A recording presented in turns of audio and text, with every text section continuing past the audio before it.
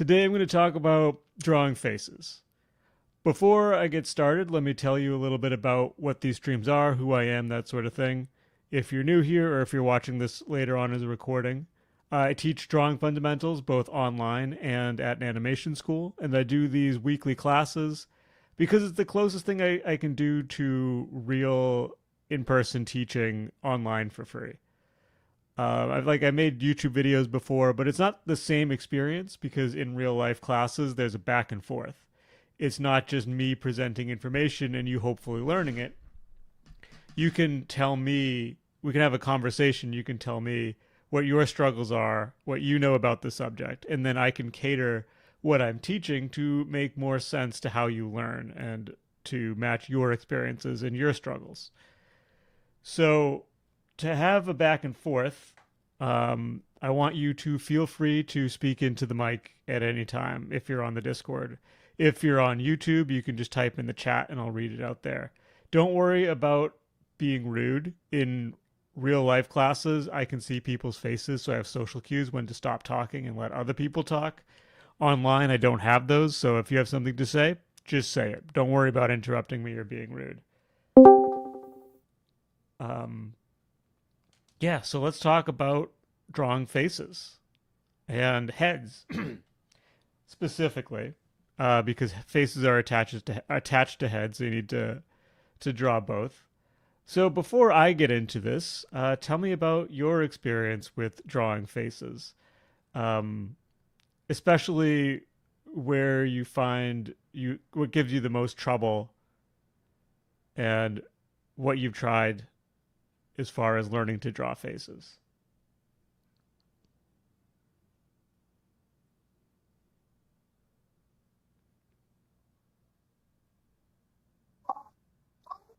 Uh, can I go ahead?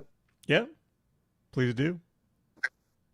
I think for me, it's it's an issue of um, knowledge of like proportions. Like, I know there's some rules, like maybe the eye width, the distance from the eyes to the nose, all those like mini rules. I find it hard to like kind of stick them in my head, so I always just do it by eyeball, and sometimes that can lead with issues with like proportions and it looking a bit off from like the reference I'm trying to draw. So I Mm-hmm. think that's my issue. Okay. Well, I struggle with anything other than facing forward, also proportions in regard to the eyes and such. Yeah. I've been using the Loomis method and learning from books. My problem is facing. My problem. My problem I keep facing is the eyes and nose and chin length, making features look symmetrical. Yeah. Uh, those are all pretty common problems when it comes to drawing faces. And let's talk about how we're going to solve them. So I'm going to sneak in a little bit of general art teaching into this, as I usually do, if you're familiar.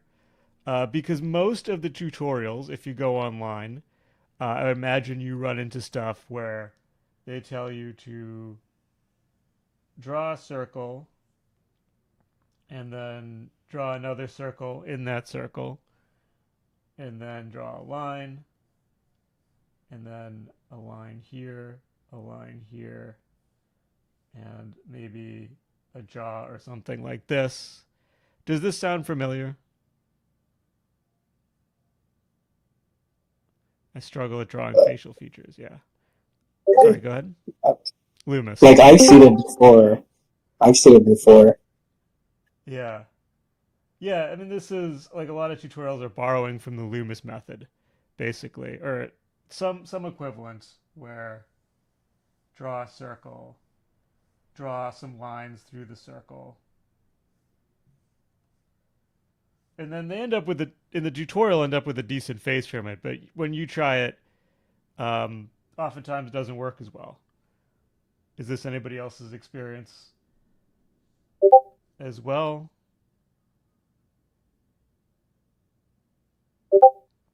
Yes, definitely. Um, so the it's not that the Loomis method is a bad method. That's not the issue.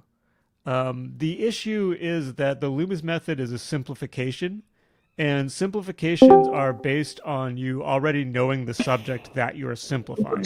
Yeah. So the Loomis method actually I'm gonna keep an eye appears. out for Uh, the star. thank you. The Loomis method actually appears 160 pages into, or more than 160 pages into the book Figure Drawing for All It's Worth, after the anatomy section. So the idea is that you learn what the features of the face look like, and then the Loomis method helps you organize them to draw them from imagination. It's not that you start with the Loomis method and then that's enough on its own. This is where people get into trouble with the Loomis method and with simplifications. And it's one of the things I rail about most in my like general teaching is that tutorials want to give you just step-by-step instructions, but real art teaching doesn't work like that.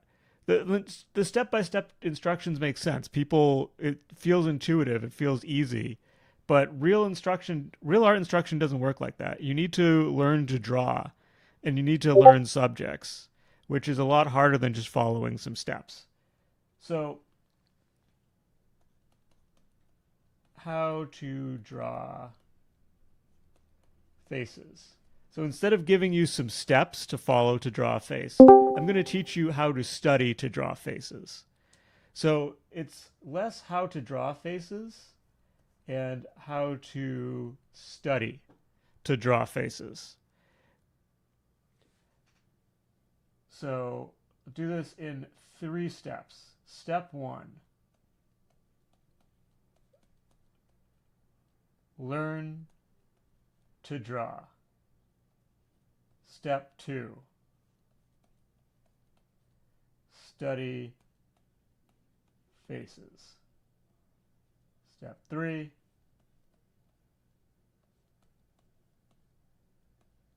draw faces. And no, I'm not fucking with you. This is real.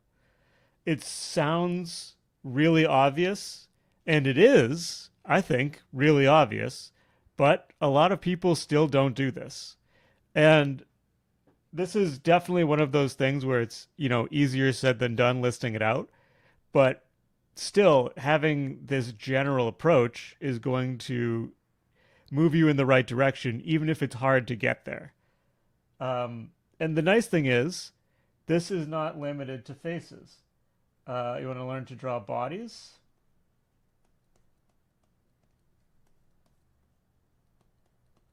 Draw bodies. You want to learn to draw, I don't know, dinosaurs?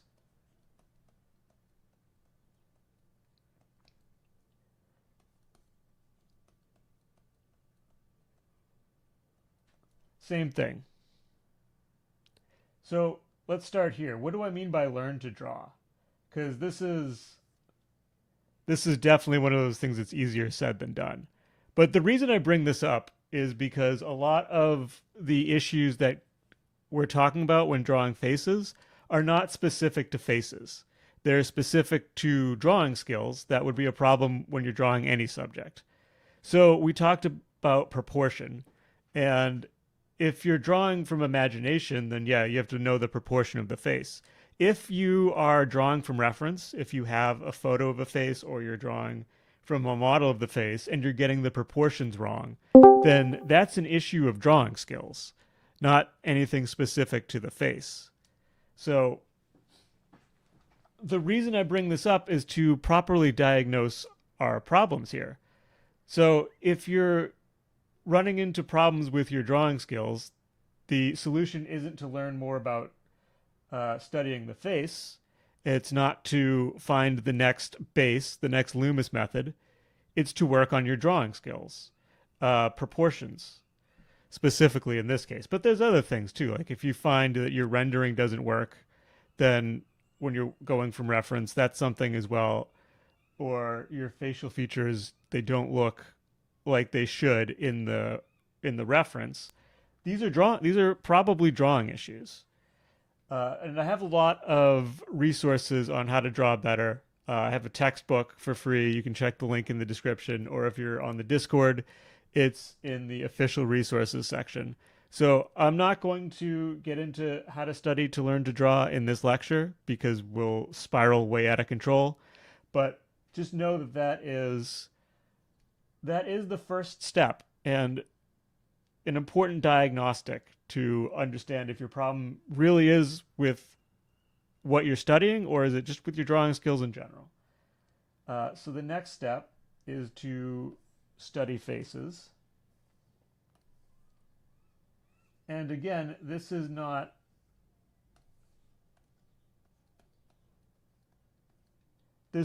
studying from tutorials that give you steps. This is studying faces themselves. This is studying the real subject. So I think that you would be far better just drawing faces from reference over and over and over again and learning that way than you would by trying to master the Loomis method without drawing faces. Um, it's not either or, but the studying real faces is primary. That's where the real information comes from.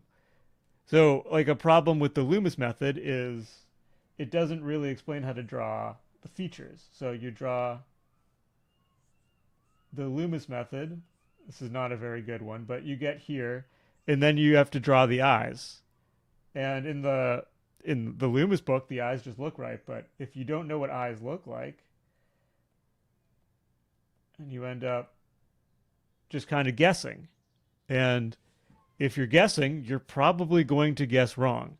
So we want to study eyes, study all of the features that make up the face. And you can get that from studying real reference, but you can also get that from studying the component parts of faces. So what are faces made of? Skull, eyes, nose, mouth, ears, that kind of stuff. And studying these things in isolation as well. So you really know all of them. And studying them in isolation and studying them together.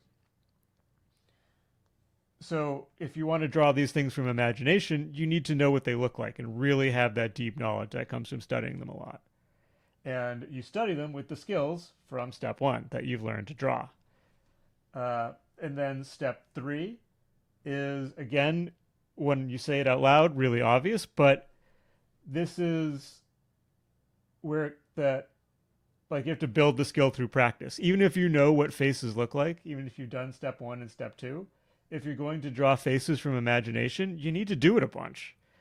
And it's not just about getting it right, it's about making it look good, where that comes in through practice. And you can also study from other artists. How do other artists draw these facial features? Which works a lot better if you understand what they're drawing.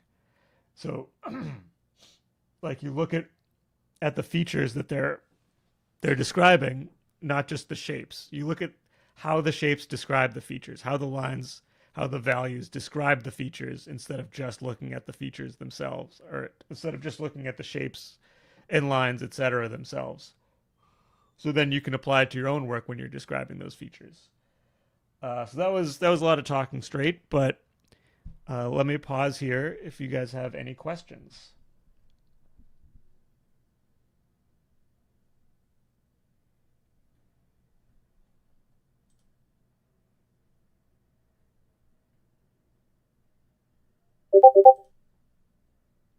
I'm good? Cool. Where did my OBS go? Okay, so let's move on. If you have questions, you can still ask them. That's always the case. But I'm gonna move on. So let's isolate step 2 for now.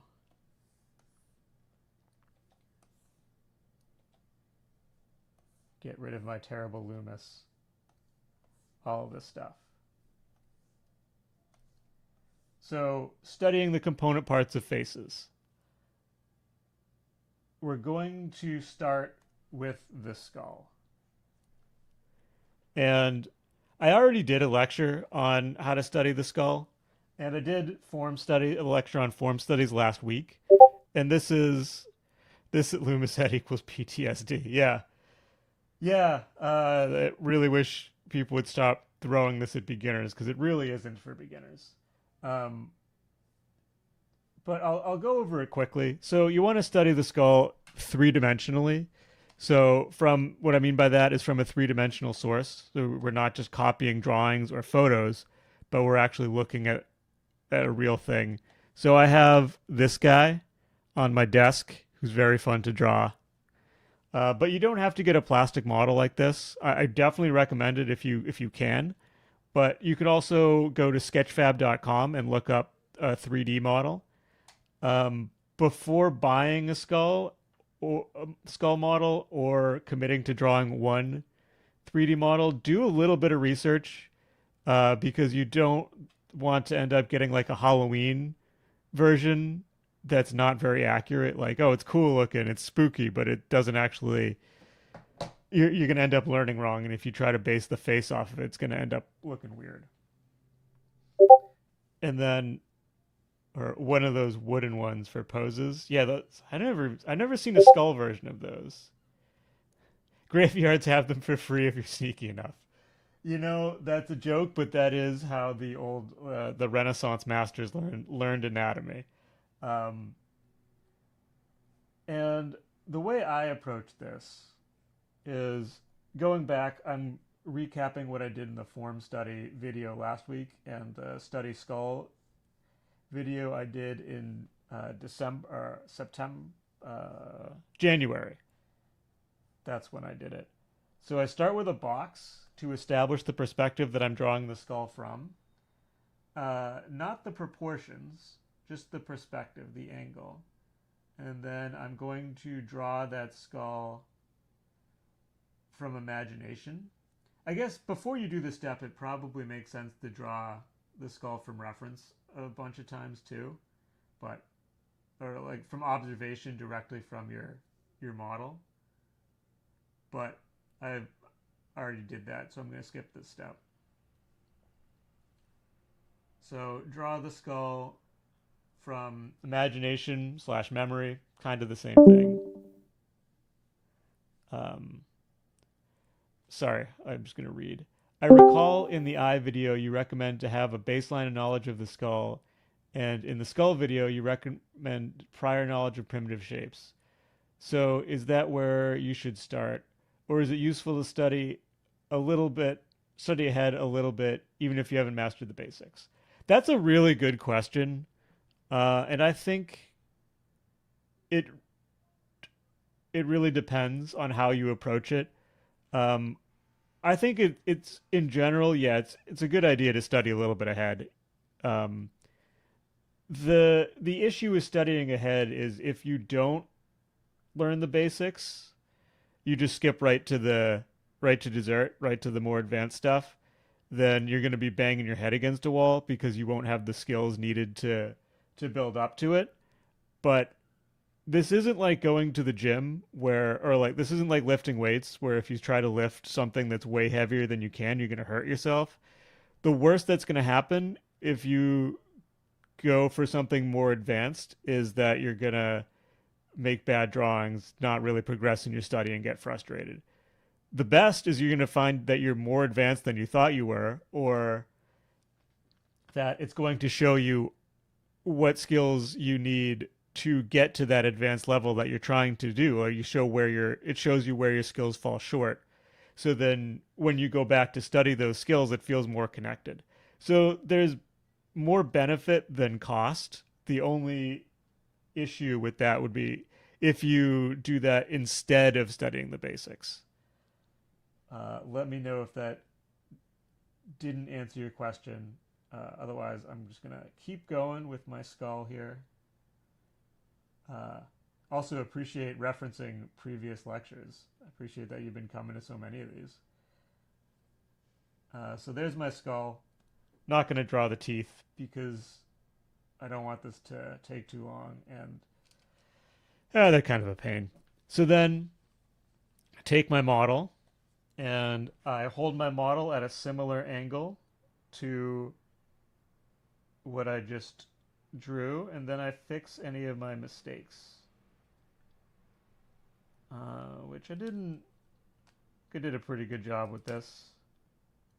I'll make the jaw a little higher.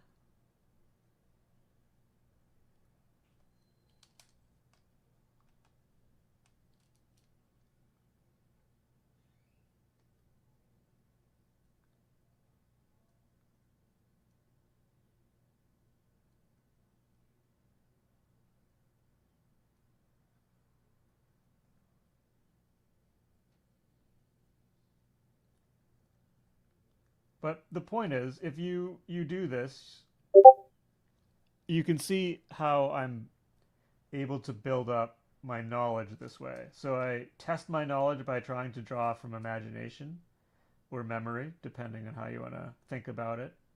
And then I check and I correct where I was wrong. And if you keep doing this over and over and over again, you'll gradually fix all of your mistaken knowledge and end up with very solid knowledge of the skull.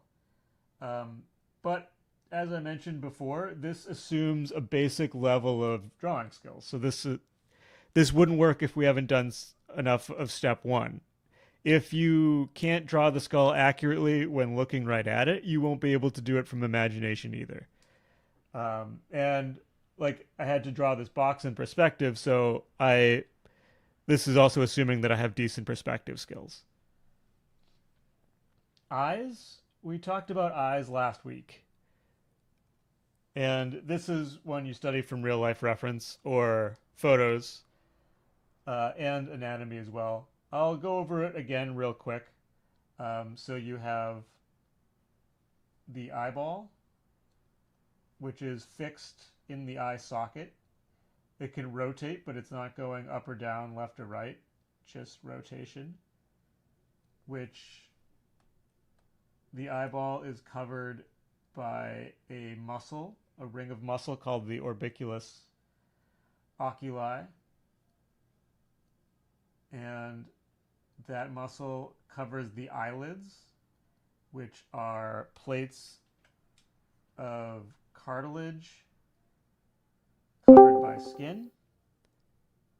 And the eyelids, they're thick, a little bit, like a few millimeters, but it makes a difference on the tops and bottoms. So they have these surfaces, and those surfaces meet at the corners. And on the inside corner, the medial corner, if you're using anatomical forms, they go a little bit past the eye for the lacrimal lake, also known as the tear duct, even though it's not actually a tear duct. But the little pink thing in the corner of your eye that you can see sometimes. And then sometimes there is also a fold where the brow ridge meets the top of the eyelid. And sometimes there's a fold below the lower lid too, but usually that's just for older people or if you have eye bags, that kind of thing. The nose is, there's a lot going on in the nose. So I'll again start with the skull. So this is the nasal aperture, which is the hole in the skull that the nose attaches to. And this bone right here is the nasal bone. And that's the only bony part of the nose. That's the bridge, the top of the bridge of the nose right here. And feel it on your own face, how it's much harder, and then you go lower and it's softer. Then the cartilage have the septal cartilage, which is a flat triangle of cartilage that comes out from the face. And that gives the nose its shape in profile. Then you have cartilage on the top that attaches to the sides. And you have a bulb of cartilage on the front that gives the nose its bulb shape. And this varies a lot between individuals. And that flattens out on the sides as well. And on the bottom, it forms the inside of the nostril, the inner side of the nostril. Then the outside of the nostril is another ring of cartilage that goes on the side of that. The mouth is pretty much all muscle. So let's draw it right on the skull and zoom in. So there is a muscle called the orbiculus oris that wraps around the mouth. And the thickness of this muscle forms the lips. So it's a ring like this. Couple things to pay attention to is, first of all, it has a little groove on the top. And you can see this in faces where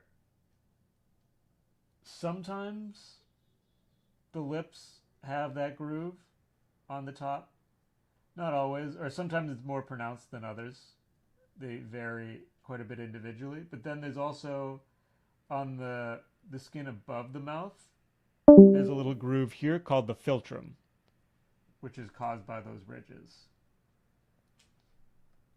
Another thing to note about the lips is they have volume that comes forward from the face. So on the top, it comes forward and then back in. So the top lips are curving in. So if you looked at them in profile, the top lip looks like this. The bottom lip, same kind of thing. It curves inwards as it goes towards the mouth. So if you look at it in profile, it looks like that. Another thing to pay attention to when it comes to drawing the mouth is there is I'm not sure what the word is, like a little ball of connective tissue on either side of the corners of the mouth called modioli. And these move the corners of the mouth. They're attached to the orbiculus oculi and a bunch of other facial muscles. I covered this in the expressions video, and these move the mouth. So you can actually see these little dimples on the outsides of the lips. So if I'm drawing a mouth, these little like dimples here are caused by the modioli. So the modioli would be like here, and they leave a little dimple behind them.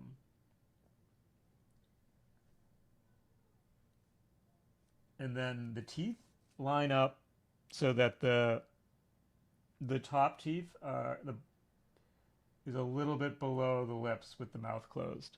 When the mouth opens, usually you just see the top teeth unless it's opening really wide. And usually you can see the 4 incisors, then the canine. So if I let's open the mouth a little bit more so we can see these teeth.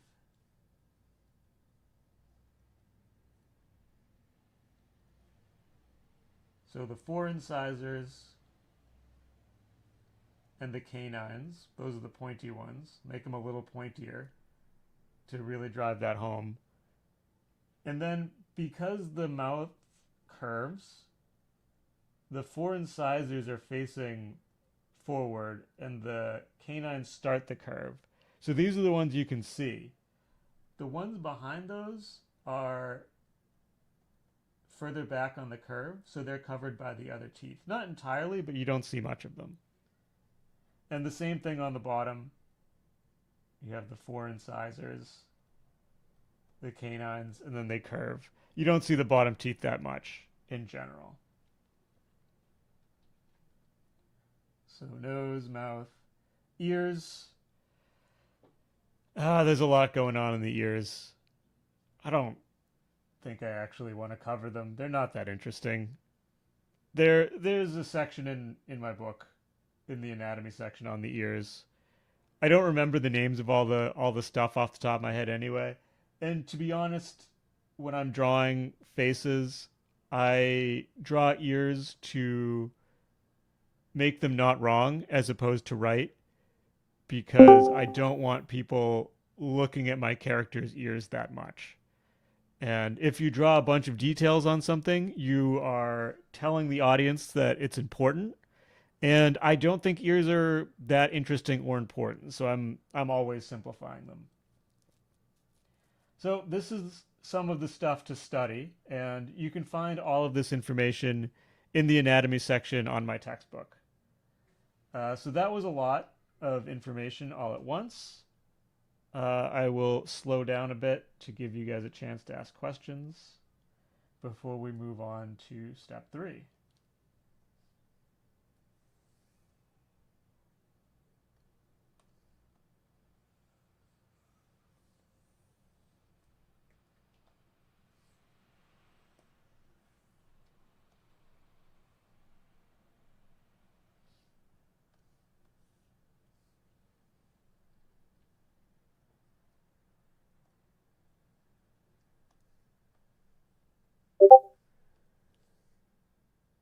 Does sculpting also help you learn faces? I haven't tried personally, but I would assume so. Assuming you're doing the same things that you would when you're learning to draw faces. So you're learning their three-dimensional forms and that sort of thing. I would imagine it works. Okay, so step 3, let's draw some faces. And when I'm drawing, I want to identify all of those things that I'm talking about as um, so I can draw them. So first, the skull. Um, you can see the eye sockets here, the nasal bone here, and the cheeks here. And there's a little flat part on the side of the skull, side of the eye socket right here. This little shape is really important because it divides the front and the sides of the face. So you can see we're frontwards and then sideways right there.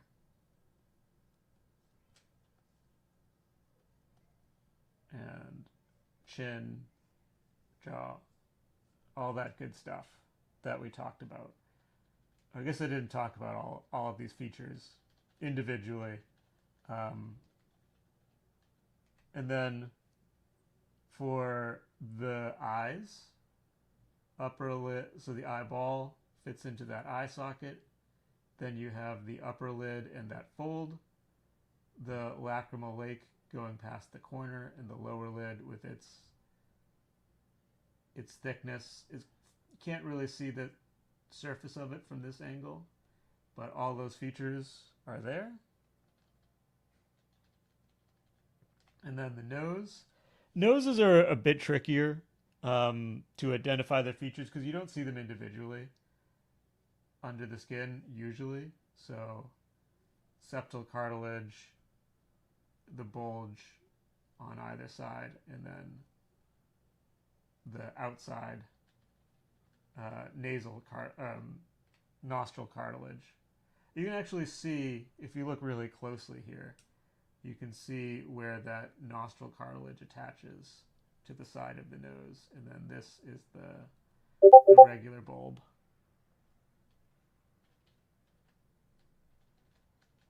And then on the mouth, there's those ridges. The lips are curving downward as they go in and inward on the other side as well. So you have that volume. And those are the things that I want to make sure I describe when I'm drawing this face. So we talked about the structure and proportion. So people use the Loomis method. And once you understand the skull, the Loomis method is actually pretty good. The problem is if you haven't studied the skull, the Loomis method is going to give you a lot of trouble because you're trying to simplify something you don't understand. So I don't use the Loomis method exactly, but I think about the skull. So find the eye sockets, and then I have like a kind of a triangle that I lay in for the nose, and think about where the mouth is. And this is more or less just to for me to get everything in the right place. I draw this really faintly because I know it's going to change. And then we'll get into some details.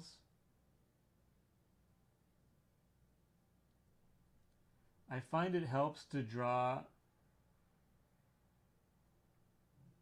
the top lids, or I guess you could do the bottom lids, but of both eyes before doing the details of either eye.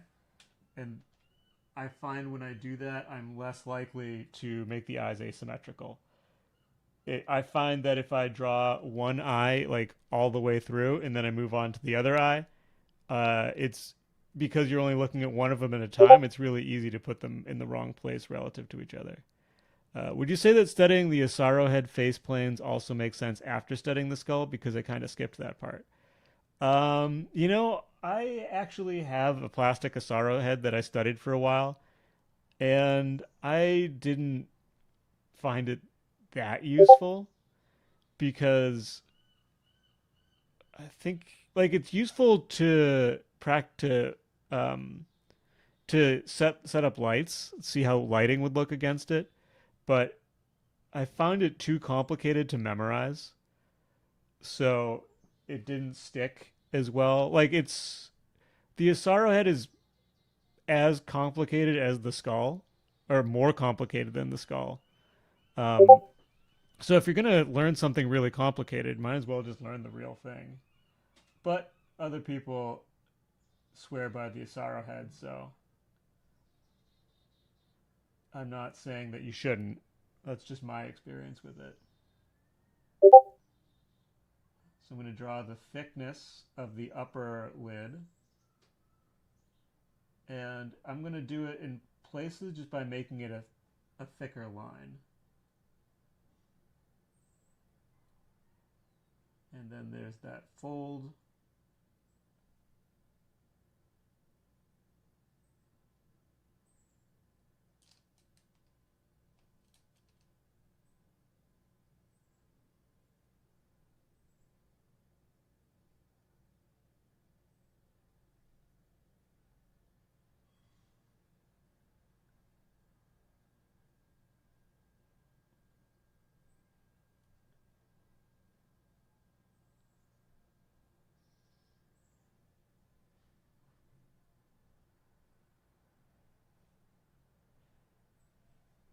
I see, thanks. You're welcome.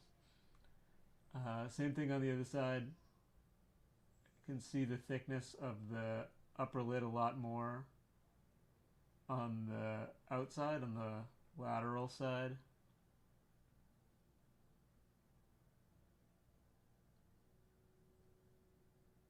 And yeah, I use anatomical navigational terms like lateral and medial. I use like regular terms as well, but they're pretty helpful, and I cover those in my textbook as well. Uh, in this case, lateral means towards the outside, away from the central line of the body, and medial means towards the central line of the body.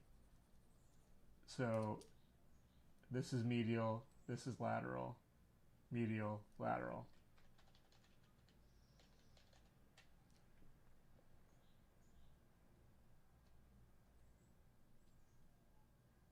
And then for the nose, Draw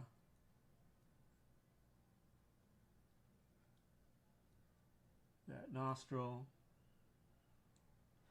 How much detail you put in the nose, and I mean, I guess with any feature, but especially the nose, a lot of styles like really minimize the nose. Like anime, they barely draw the nose usually, but you can really simplify the nose. I want to usually divide that bottom plane,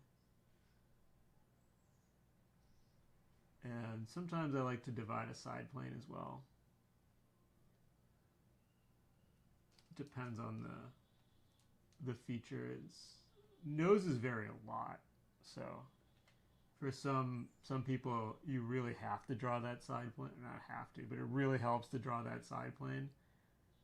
People with a very planar nose like mine, it helps. People with more with noses that don't protrude as much, that side plane is a lot less important, a lot less prominent. That's the word.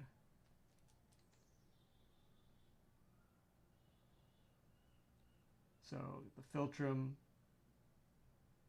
make sure the lips are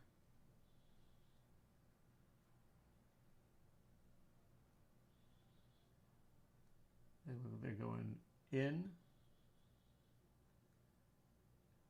And if you have trouble making forms look like they're or surfaces look like they're going in a certain direction, like they're going in towards the mouth in this case, then that is not a face issue, that's a drawing issue.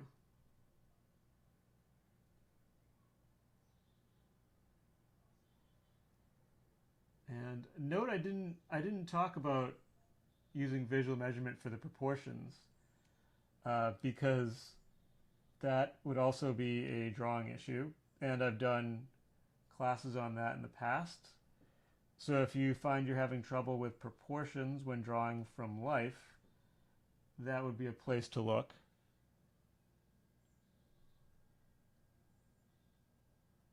Draw that philtrum.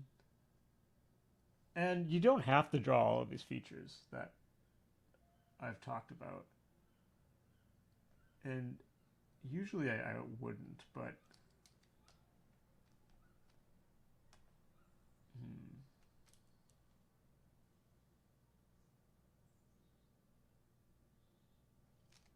I'm making the chin too big. That shape in there.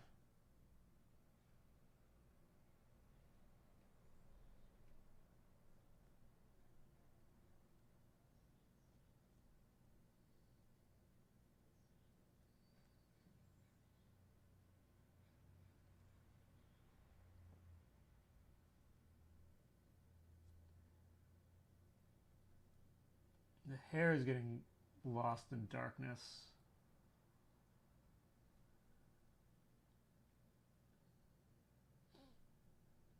And then the ear, like I said, ears aren't that interesting, so I'm not going to talk about them today. So there's one example, and you probably see the teeth. I think the reason we don't is because there's no light hitting them. So let's look at some examples from other artists. That's part of the drawing the face, part of step 3. Won't start that abstract.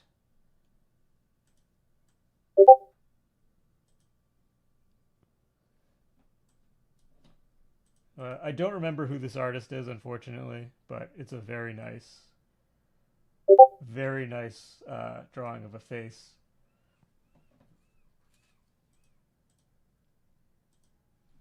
And those features that I talked about, they're here. So the eye sockets,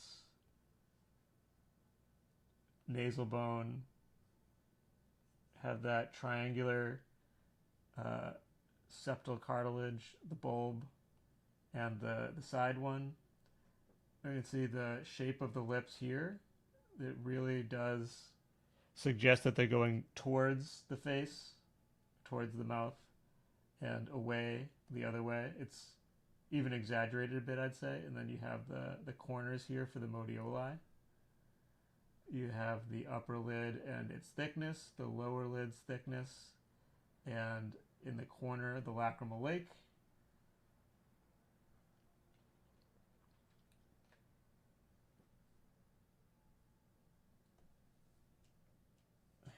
And let's see, what do we got? This is Saya Om. Showed her work when we talked about eyes, so I figured I'd bring it back. A little smaller here. But yeah. Eye sockets, nasal bone. The nose is very simplified here, so all we're really getting is that plane for the bottom of the nose and the nostril. And the bridge of the nose is implied, but it works. Same thing with the mouth. It's very simplified. It's just one shape for the upper lips, but they do look like they are coming out, and then have a little shape for the modioli and a line for the lower lip. And the side of the head is suggested by the direction of the hair. So simplification, doing a lot here. Here's a less simplified example. I don't remember the artist's name, but this is somebody I think I follow on ArtStation. They're very, very good at this.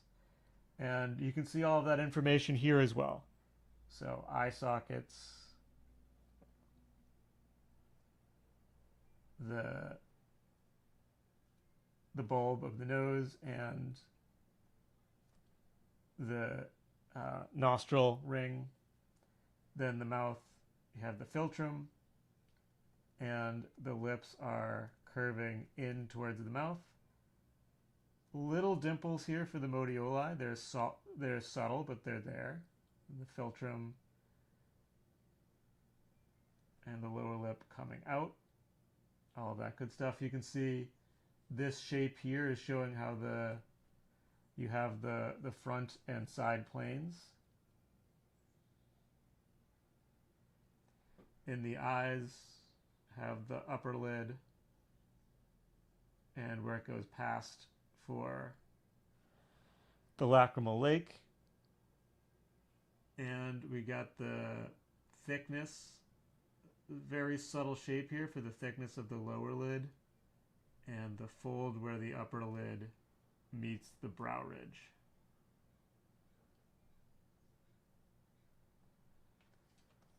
And let's go even more abstract.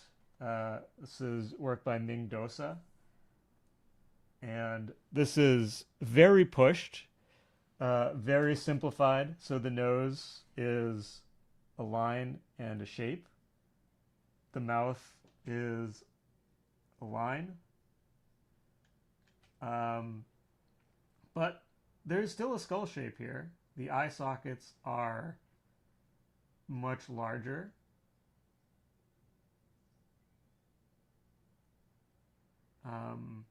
The nose isn't really there. So cheeks, jaw. It's a little harder to make this. The jaw is really, really small as well. A little harder to make a skull out of this, but it's kind of there. And then in the eyes, we have also very abstracted, giant upper lid and eyelashes kind of fused. And then this is kind of the thick part of the lower lid here as it curves up into the eyelid. And the rest is a little fold for where the upper lid meets the brow ridge. But yeah, it's very abstracted, but the features are, some of the features are there. The other ones are greatly simplified. Maybe outside the scope of the video, but do you have anything to say about hair? I guess it works the same way as any individual component. Hair is a bit trickier. That would definitely need its own video, and honestly, it's not something I consider myself very good at either. But I think of hair as cloth almost. Like you think of it as these like ribbon shapes, and then you put little details in there to suggest the texture, or at least in this case. What you don't want to do is try to draw every hair. So hair is one of those things that comes down to texture. Um, and I did a lecture about texture a very long time ago. I guess it wasn't that long ago, but if you go back in the archives, you could find that how you describe some aspects of the texture and you leave the rest to the viewer to fill in. Hair is a big one there. Um, I have a question. Uh, I wonder how you draw a head if the view is underneath. I cannot draw that. So, yeah, this would be study the skull from that underneath view and reference heads from the underneath view. It's a hard angle. I don't have much time, but I'll try to do one real quick. So if we're looking up, we'll see the bottom of the jaw. Actually, just use the skull right now to help me. And we see a lot of the undersides of the nose.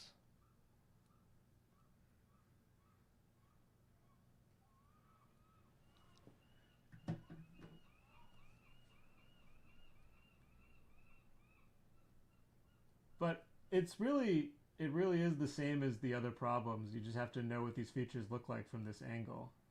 And you do that by studying them. And you need the perspective skills to draw the forms at this angle. It's tough. It's a tough angle.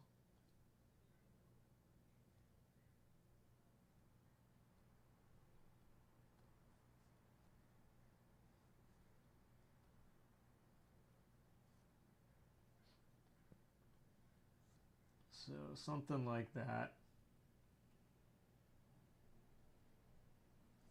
I need a little bit more of the back of the head. And then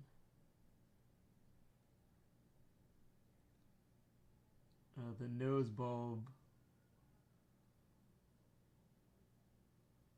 and delineate its bottom plane.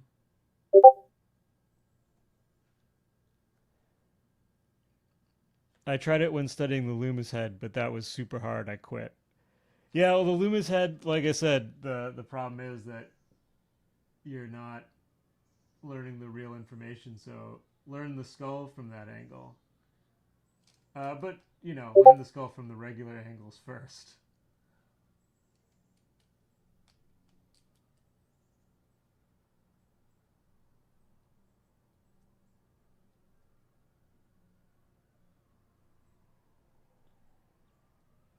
So modioli. I was planning to do this from a easier angle, but here we are. Modioli. Make sure the lips look like they're going in. And then we won't actually see that much of the bottom lip.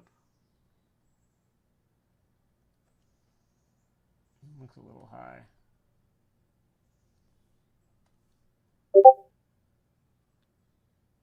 For extreme angles, you need to trust your eye, not what you think it looks like. A lot of the features will overlap. Yeah, if you have reference for sure. Um, and then the eyes, gonna see more of the upper lids. Go past the lacrimal lake. The lower lids I'll draw kind of flat from this angle.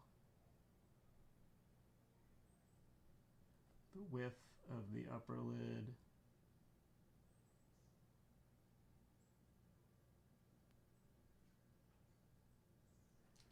go a little bit past the eyeball.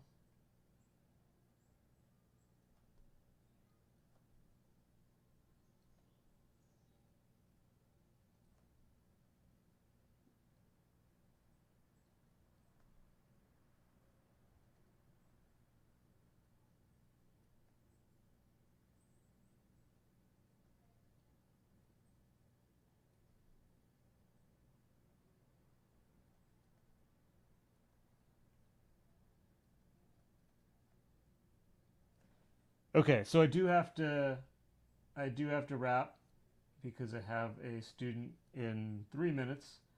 Let me just plug my stuff real quick, and then we'll call it. Um, yeah, this could use some work, but I had like 4 minutes to do that. Um, so you can. Sorry, give me a second. Um, Plugs.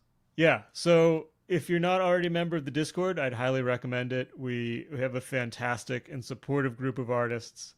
If you're watching on YouTube, there's a link in the description to join. We'd love to have you, and then you can come to these. Thank you. And you can come to these meetings live and talk into the mic.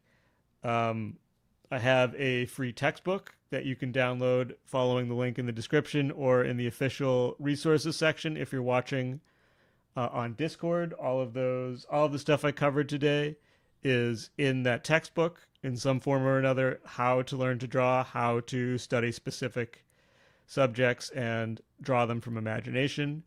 There is a course that teaches the basic study skills as in regards to drawing from observation. There's a link in the description for that as well. Thank you so much. It's my first session, but I'll definitely stick around for more. Awesome. Yeah, we do these every week at Wednesday at 10 a.m. minus 8 UTC. So that's Pacific Standard Time for those in North America. We won't have them the next 2 weeks, but starting in September, we'll be back at it. Yeah, thanks everybody for coming. This was a lot of fun. And if you have any suggestions for classes, you can hit me up on DMs or post them in the Discord channels. I'd love to hear your thoughts. Thank you for the great lesson. I appreciate these videos as a structure. Excited to study. You're welcome. Thank you for the kind words. Bye, everybody.